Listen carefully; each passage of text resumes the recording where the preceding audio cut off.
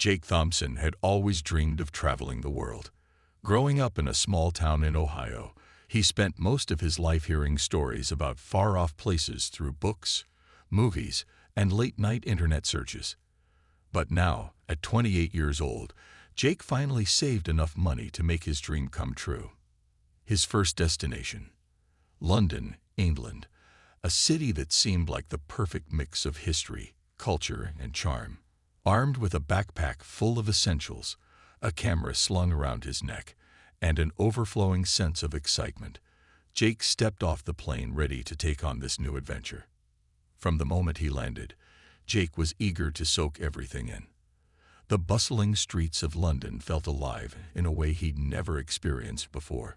Double-decker buses zipped past iconic red phone booths, and street performers entertained crowds near busy intersections.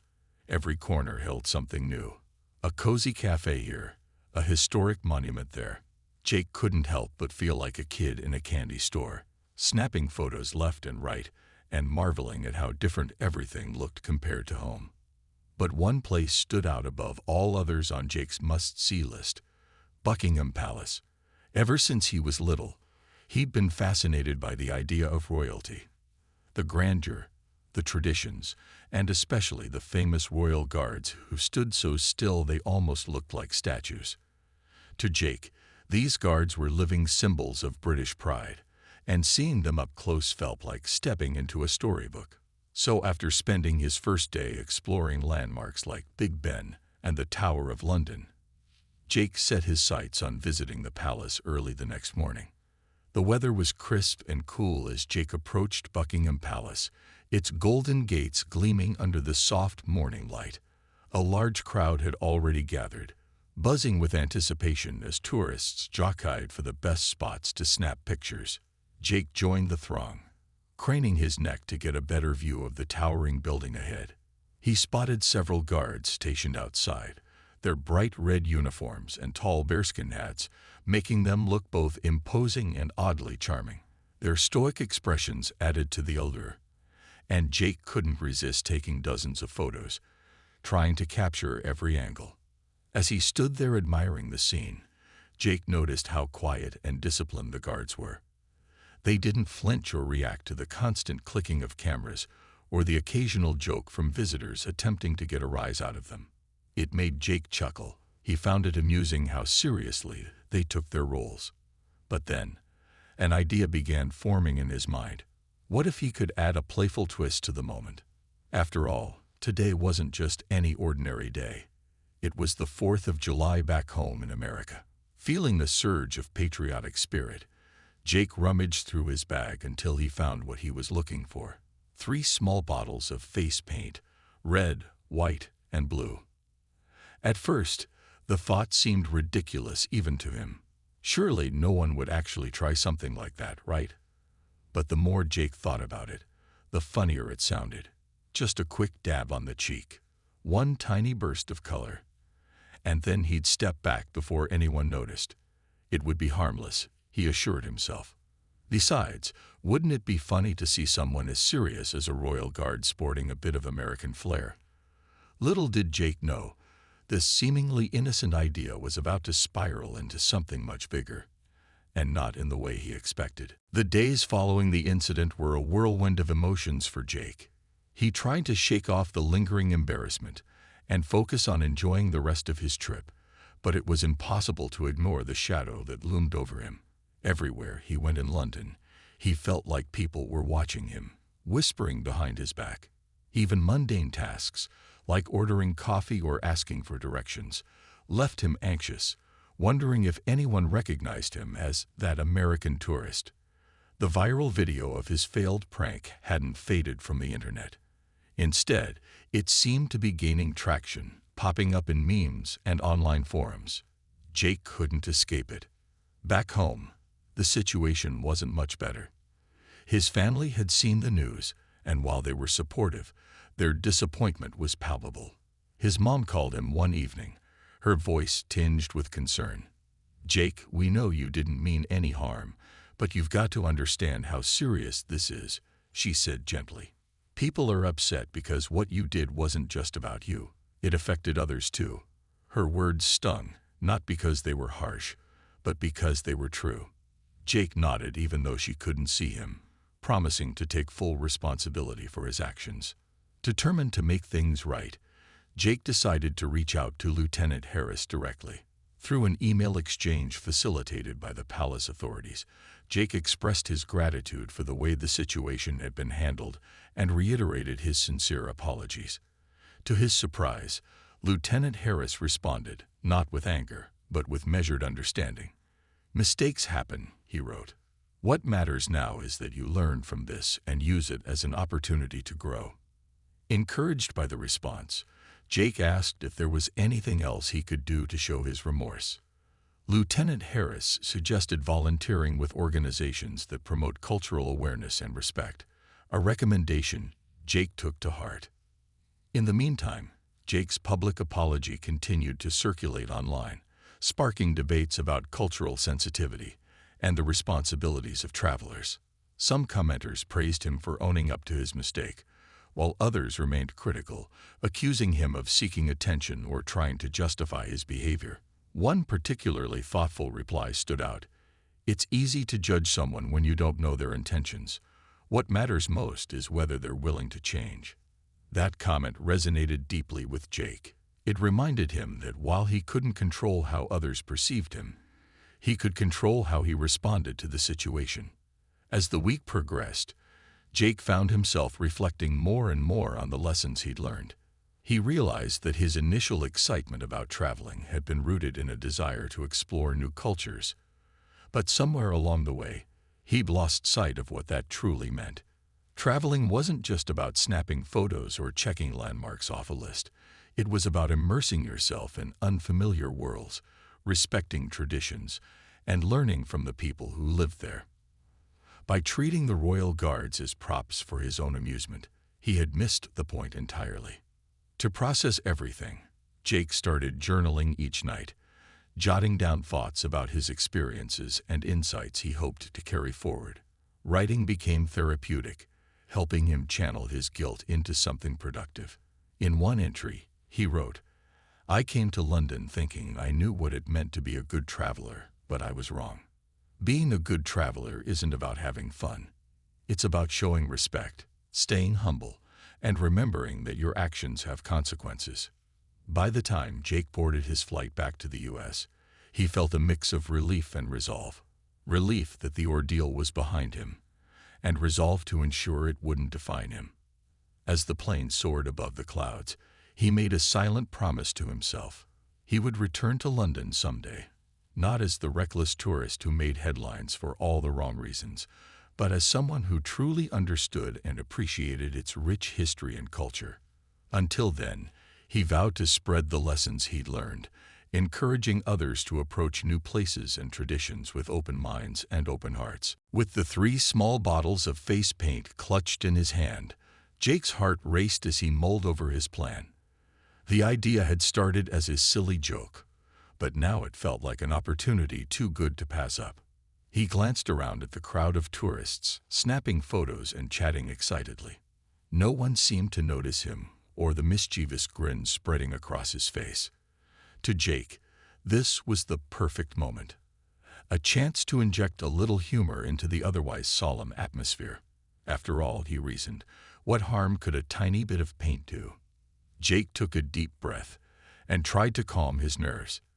"It's just a prank," he whispered to himself under his breath. "No big deal." He turned to his travel companion, Sarah, who had been standing beside him quietly observing the guards. "Hey, watch this," Jake said with a playful wink. Before she could respond, he unscrewed the caps of the red, white, and blue bottles, holding them up like an artist preparing to create a masterpiece. Sarah raised an eyebrow, clearly skeptical. "Are you sure about this?" she asked cautiously, but Jake waved her off, brushing aside her concern with a laugh. "Relax, it'll be fine." As Jake edged closer to the nearest guard, his confidence grew. The guard stood perfectly still, his posture rigid and his expression unreadable. To Jake, the scene almost felt staged. The guard's unwavering focus made him seem more like a statue than a person. This only fueled Jake's determination. If the guard wasn't going to react, then maybe he wouldn't even notice a quick swipe of paint on his cheek. It would be fast, harmless, and hilarious, or so Jake thought. He tiptoed forward, carefully avoiding eye contact with anyone else in the crowd. His pulse quickened as he got within arm's reach of the guard. Just a few more steps, he told himself. Just one quick motion, and it would all be over. But as Jake lifted his hand, bottle of red paint poised for action, something unexpected happened. Another guard nearby suddenly shifted his position, locking eyes with Jake. For a split second, time seemed to freeze. Jake hesitated, his hand hovering awkwardly in midair. The second guard didn't say anything at first. Instead, he moved closer with deliberate, measured steps. His presence was commanding, and Jake immediately felt the weight of what he was about to do. "Sir," the guard said firmly, his voice cutting through the chatter of the crowd. "Step away." Jake froze, his mind racing. What had started as a lighthearted prank now felt like a glaring act of disrespect. He lowered his hand slowly, the reality of the situation sinking in. The surrounding tourists began to take notice.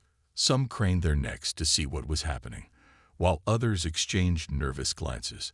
A few snickered, assuming Jake's actions were part of some elaborate performance. But Jake knew better. He could feel the heat rising to his cheeks as embarrassment washed over him. The guard repeated his command, this time louder and more authoritative. "Step away, sir." Now, there was no room for negotiation.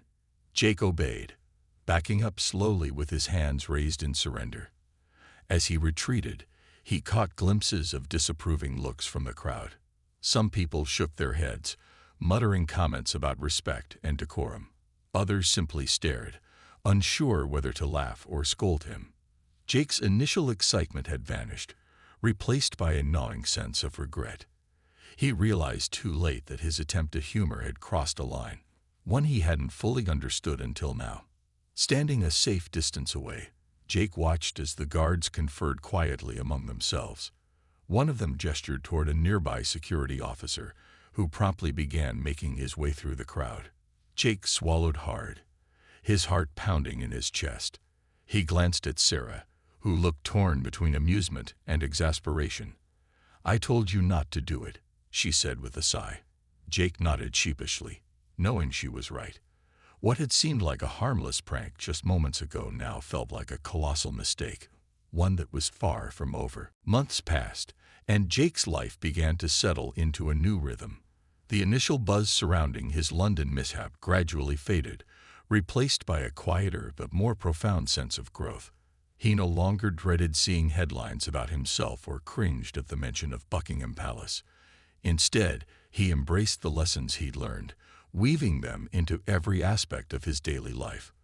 What started as a moment of recklessness had transformed into a catalyst for personal change, and Jake was determined to make the most of it. One evening, while scrolling through social media, Jake stumbled upon a post from a travel blogger he followed. The caption read, "The world is full of beauty, but true travelers carry respect in their hearts." It struck a chord with him, reminding him of the promise he'd made to himself on that flight back home, to return to London one day, not as the same naive tourist, but as someone who truly understood its culture and history. Inspired, Jake decided it was time to start planning his next trip. This time, though, he wouldn't just focus on ticking off landmarks. He wanted to immerse himself fully in the places he visited, learning directly from the people who called them home. In preparation for his travels, Jake enrolled in an online course about cultural sensitivity and global etiquette. He spent hours reading articles, watching documentaries, and listening to podcasts about different countries' customs, traditions, and values. He also reached out to friends and acquaintances who had lived abroad, asking for advice on how to be a respectful and mindful traveler. Slowly but surely, Jake began to feel more confident, not because he thought he knew everything, but because he understood that being open to learning was half the battle. When the day finally came for Jake to board another international flight, he felt a mix of excitement and nervousness. His destination this time was Kyoto, Japan, a city renowned for its deep-rooted traditions and serene beauty. As he walked through the bustling streets lined with cherry blossoms and ancient temples, Jake made a conscious effort to observe quietly, soaking in every detail without rushing to snap photos or impose his presence. He participated in tea ceremonies, listened intently to local guides, and took care to follow rules like bowing politely and removing his shoes when required. For the first time, he realized what it meant to truly connect with a place, not as an outsider looking in, but as someone humbled by the privilege of experiencing something greater than himself. Back home, Jake continued sharing his journey with others, using his platform to encourage responsible travel. He started a blog where he wrote candidly about his past mistakes and ongoing efforts to grow. Posts like 5 Ways to Be a Respectful Traveler and What I Learned After Messing Up Big Time resonated with readers, sparking conversations about cultural awareness and accountability. Schools and community centers invited him to speak, not just about his misadventure in London, but about the importance of approaching new cultures with humility and curiosity. Over time, Jake became known less for his infamous prank and more for his dedication to fostering understanding across cultures. His volunteer work expanded beyond local initiatives, leading him to collaborate with organizations focused on global education and exchange programs. Through these experiences, Jake discovered a passion for storytelling, using narratives to bridge gaps between people and inspire empathy. Whether it was mentoring students preparing for study abroad trips or helping immigrants navigate life in America, Jake found joy in making connections that transcended borders. Looking back on his journey, Jake couldn't help but smile. That awkward, embarrassing moment outside Buckingham Palace had been the turning point he never expected. It taught him that mistakes, no matter how painful, can lead to growth if approached with honesty and intention. More importantly, it showed him the value of respecting traditions, embracing differences, and treating every interaction as an opportunity to learn. Though Jake still occasionally winced at memories of his younger self, he now saw those moments as proof of how far he'd come. Life wasn't about avoiding mistakes, it was about learning from them and becoming better because of them. And as Jake stood before yet another breathtaking landmark, notebook in hand, and gratitude in his heart, he knew he was exactly where he was meant to be, on a path toward deeper understanding, both of the world around him and of himself. Jake's journey back to his hotel was a blur of self-recrimination and mounting dread. The streets of London, which had seemed so vibrant and inviting just hours earlier, now felt alien and unwelcoming. Every step he took felt heavier than the last, as if the weight of his actions was physically dragging him down. His mind replayed the events over and over again. The bottles of face paint in his pocket, the stern faces of the officers, the coldness of the holding room. Worst of all, he couldn't shake the image of the royal guard standing stoically, completely unaware of how close Jake had come to violating their dignity. Once inside his hotel room, Jake collapsed onto the bed, staring at the ceiling as waves of guilt washed over him. He pulled out his phone, half expecting to see notifications about the incident already blowing up online. Sure enough, when he opened social media, there it was, a grainy video posted by someone in the crowd, capturing his clumsy attempt to approach the guard. The caption read, "American tourist tries prank on royal guard," followed by a string of laughing emojis. Comments poured in from all corners of the internet, some mocking him, others criticizing his lack of respect. One comment stood out, "This is why tourists get a bad reputation." It stung more than Jake cared to admit. He scrolled through the thread, feeling increasingly small with each passing second. Some users defended him, saying it was just a harmless prank gone wrong, but the majority were quick to condemn him. A few even tagged official Buckingham Palace accounts, demanding accountability. Jake closed the app abruptly, unable to stomach anymore. For the first time in his life, he truly understood what it meant to be publicly shamed, and it wasn't something he ever wanted to experience again. Determined to make amends, Jake turned his attention to the apology letter he'd written earlier. Though he'd already handed it over to Lieutenant Harris, he decided to expand on it, crafting a longer, more heartfelt version that he could share with those who mattered most. He started by addressing his family back home, knowing they'd hear about the incident sooner or later. "Mom, Dad," he began, "I messed up big time today." He went on to explain everything. The excitement of being in London, the spur-of-the-moment decision to pull a prank, and the overwhelming regret he felt afterward. He assured them it wasn't a reflection of who he was deep down. It was simply a lapse in judgment brought on by immaturity and overconfidence. Next, Jake wrote a separate message to Sarah, his travel companion. He apologized for putting her in an awkward position and thanked her for not letting the situation escalate further. "You were right to warn me," he admitted. "If I'd listened, none of this would have happened." He promised to be more mindful moving forward, both during their trip and beyond. Finally, Jake drafted a public statement, knowing it might help mitigate some of the backlash. He kept it concise but sincere, acknowledging his mistake and expressing gratitude for the patience shown by the guards and authorities. "I deeply regret my actions and the disrespect I showed to the Royal Guards and the traditions they represent," he wrote. "This has been a humbling learning experience, and I hope to use it as an opportunity to grow and become a better, more culturally aware person." After finishing the statements, Jake hesitated before posting the public one online. He knew it wouldn't erase the damage he caused, but he hoped it would show people he was genuinely sorry. Taking a deep breath, he hit post and braced himself for the response. Almost immediately, comments began rolling in. Some praised him for owning up to his mistake, while others remained skeptical, questioning whether his apology was genuine.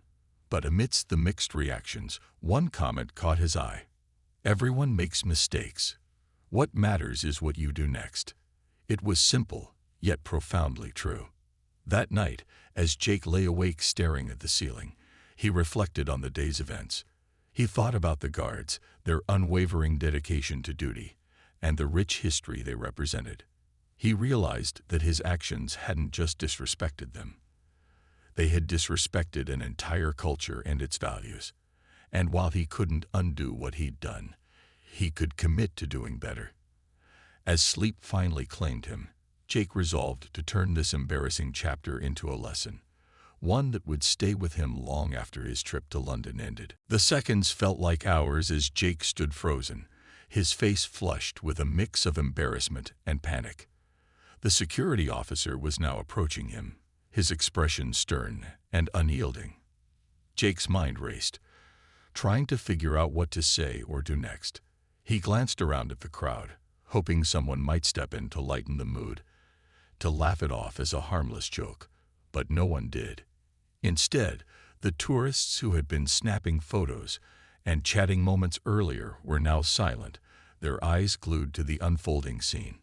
Some looked amused, others irritated, but most seemed to be waiting to see how this unusual situation would play out.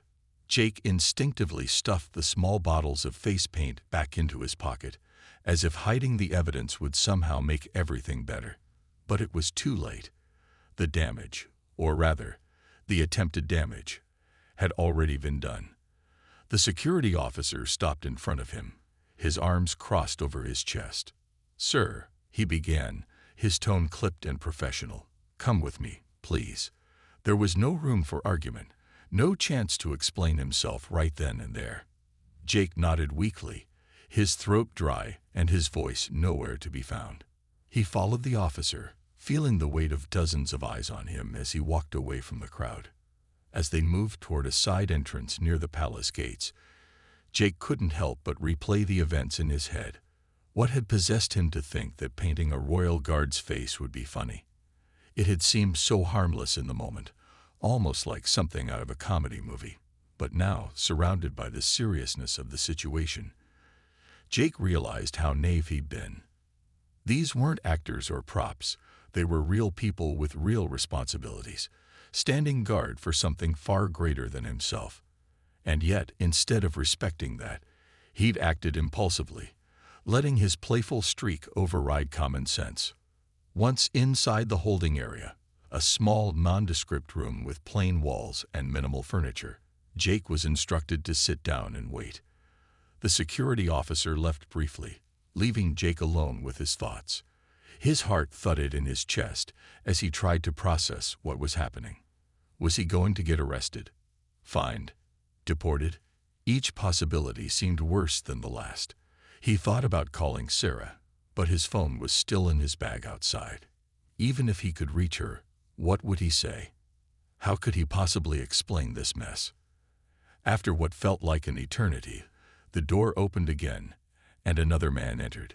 This time, it wasn't just a security officer, it was someone higher up, judging by the polished uniform and the air of authority he carried. He introduced himself as Lieutenant Harris, though Jake barely registered the name. All he could focus on was the serious look in the man's eyes as he took a seat across from Jake. For a moment, neither of them spoke. The silence was deafening, punctuated only by the faint hum of fluorescent lights overhead. Finally, Lieutenant Harris broke the quiet. "Do you have any idea why you're here?" he asked, his voice calm but firm. Jake hesitated, unsure where to begin. I didn't mean any harm," he stammered, his words tumbling out awkwardly. "It was just supposed to be a joke. A dumb prank. I didn't think." He stopped himself, realizing how inadequate his explanation sounded. Of course he hadn't thought. That was the problem. Lieutenant Harris leaned forward slightly, his gaze unwavering. "These guards are not here for entertainment," he said, his tone measured but pointed. "They are protecting a national institution, representing centuries of tradition and service. Disrespecting them is not just disrespectful to them personally, it's disrespectful to the Crown and to everyone who values what they stand for." Each word hit Jake like a hammer, driving home the gravity of his actions. He nodded slowly, his stomach churning with guilt. For the first time, he truly understood the weight of what he'd done, or almost done. The lieutenant continued, explaining the potential consequences of Jake's behavior. Harassment of royal guards was taken very seriously, and incidents like this rarely went unpunished. As Jake listened, his initial fear gave way to a deep sense of shame. He had come to London to experience its culture and history, not to make headlines for all the wrong reasons. Yet here he was, sitting in a holding room, facing the fallout of his own poor judgment. The realization was sobering, and for the first time since arriving in London, Jake wished he could turn back time and undo the entire day. As Jake sat in the holding area, the weight of his actions pressed down on him like a heavy blanket. Lieutenant Harris had left the room briefly, leaving Jake alone once again with nothing but his racing thoughts. He stared at the plain walls, trying to piece together how everything had spiraled so quickly out of control. Just hours ago, he'd been an excited tourist eager to explore one of the world's most iconic landmarks. Now, he was sitting in a cold, sterile room, facing the very real possibility that his trip, and maybe even his reputation, was about to be ruined. When Lieutenant Harris returned, he wasn't alone. This time, he was accompanied by 2 additional officers, their expressions equally stern. They carried clipboards and notebooks, ready to document every detail of the incident. One of them placed a small evidence bag on the table. It contained the 3 bottles of face paint Jake had stuffed into his pocket earlier. Seeing them there, sealed away as if they were weapons, made Jake feel even smaller. It was surreal to think that something as innocent as face paint could land him in such serious trouble. The questioning began almost immediately. "Can you explain your intentions?" one of the officers asked, his tone calm but firm.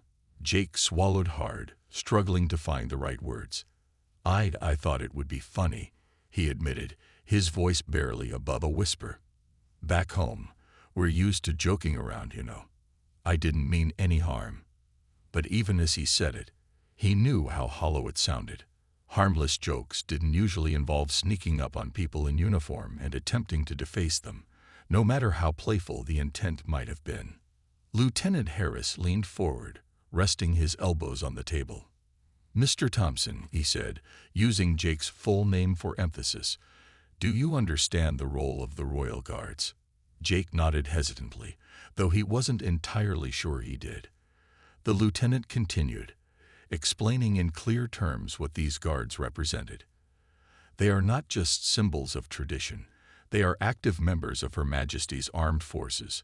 Their duty is to protect the monarchy and uphold centuries of British heritage.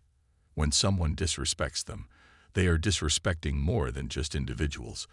They are undermining the values and history they stand for." Jake listened intently, his guilt deepening with each word. Growing up in America, he had always admired the pageantry and grandeur of British royalty from afar, but he realized now how little he truly understood about its significance. To him, the guards had seemed almost like characters in a show, quirky and entertaining. But to the British people, they were far more than that. They were guardians of a legacy, and Jake's attempt to turn them into punchlines had been deeply inappropriate. The officers took turns asking questions, piecing together the sequence of events. Did Jake realize how close he had come to touching the guard? Had he considered the potential reaction if the guard had felt threatened? Did he understand that his actions could have escalated into something much worse? Each question forced Jake to confront the reality of what might have happened. What if the guard had reacted defensively? What if other guards had intervened? The thought sent a shiver down his spine. For all his impulsiveness, Jake hadn't stopped to consider the risks. Not to himself, and certainly not to anyone else. After nearly an hour of intense questioning, the officers finally concluded their investigation. They informed Jake that while charges were still being decided, he would likely face a fine and possibly a temporary ban from returning to Buckingham Palace. The news hit Jake like a punch to the gut.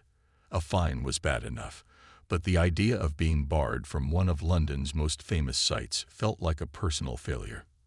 How could he ever look back on this trip without cringing at the memory? Before leaving the room, Lieutenant Harris handed Jake a pen and a piece of paper. "Write an apology," he instructed. "Explain why you did what you did, acknowledge the seriousness of your actions, and express your regret." Jake hesitated for a moment, then nodded. As he began writing, he poured every ounce of sincerity he could muster into the letter. He apologized not just to the guards, but to everyone who valued the traditions they represented. By the time he finished, his hand was trembling, but he felt a small sense of relief. At least he was taking responsibility for his mistake. When the officers finally escorted Jake out of the holding area, the bright sunlight outside was jarring after the dimness of the room. The crowd near the palace had thinned, but those who remained couldn't resist stealing glances at him as he walked past. Some whispered to each other, pointing discreetly in his direction. Jake kept his head down, avoiding eye contact, wishing he could disappear altogether. As he stepped onto the street, Jake's return to Ohio was met with a mix of curiosity and awkwardness. Friends and neighbors who had seen the viral video approached him cautiously, unsure whether to tease him or offer support. Some couldn't resist making jokes about painting the town red, or in this case, red, white, and blue. Others gave him sympathetic smiles, clearly aware of how mortifying the whole situation must have been. Jake took it all in stride, laughing off the lighter comments while using the more serious conversations as opportunities to explain what he'd learned. The local news station caught wind of the story and reached out for an interview. At first, Jake hesitated. The thought of reliving the incident on camera made his stomach churn. But after some reflection, he realized it could be a chance to turn his mistake into something meaningful. If sharing his experience helped even one person think twice before acting impulsively in another culture, it would be worth it. With a deep breath, he agreed to sit down for the interview. The day of the taping arrived, and Jake found himself sitting under bright studio lights, face to face with a friendly but probing reporter named Lisa. She began by asking him to recount the events at Buckingham Palace. Jake did his best to describe everything honestly: the excitement, the poor decision-making, and the humbling aftermath. When Lisa asked why he thought his actions had caused such a strong reaction, Jake didn't shy away from taking full responsibility. "I underestimated the significance of the Royal Guards," he admitted. "To me, they looked almost like characters in a movie, fun and larger than life. But I didn't realize that they represent centuries of tradition, discipline, and national pride. My prank wasn't just disrespectful to them personally, it disrespected what they stand for." Looking back, I see how reckless and selfish it was. Lisa nodded, her expression thoughtful. "Do you think this is a common issue among travelers? That people sometimes forget the weight of cultural symbols when they're visiting new places?" Jake leaned forward slightly, eager to answer. "Absolutely. I think a lot of us go into these experiences thinking we're just observers, like we're watching a show. But the truth is, we're stepping into real communities with real values. We owe it to those communities to approach them with respect and humility. That's something I failed to do, and I'll always regret it." As the interview continued, Lisa asked Jake about the consequences he faced.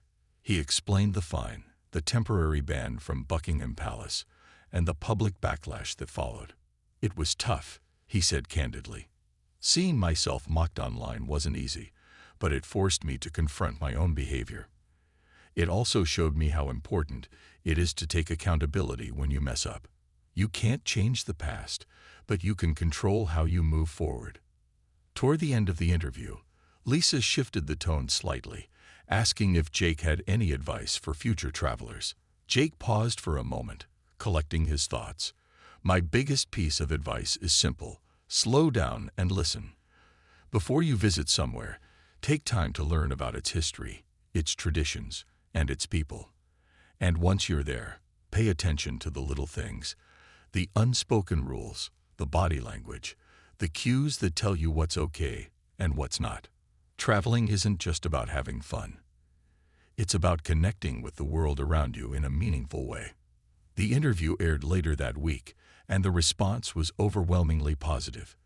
Viewers praised Jake for his honesty and vulnerability, calling him a class act for turning a negative experience into a teachable moment.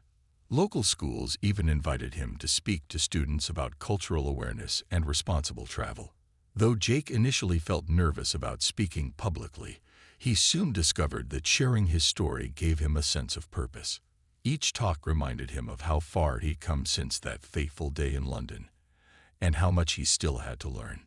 In his free time, Jake began volunteering with a nonprofit organization dedicated to promoting cross-cultural understanding. Whether it was helping organize workshops for high school students or assisting immigrants settling into life in Ohio, he threw himself into the work with genuine enthusiasm. It wasn't about erasing his mistake. It was about proving to himself and others that everyone has the capacity to grow. As weeks turned into months, Jake slowly transformed from the guy known for painting a royal guard's face, or attempting to, into someone respected for his efforts to foster mutual respect across cultures. Though the memory of his blunder lingered, Jake no longer saw it as a source of shame. Instead, he viewed it as a pivotal moment, a wake-up call that pushed him to become a better version of himself. Little did he know, however, that his journey was far from over. This experience had planned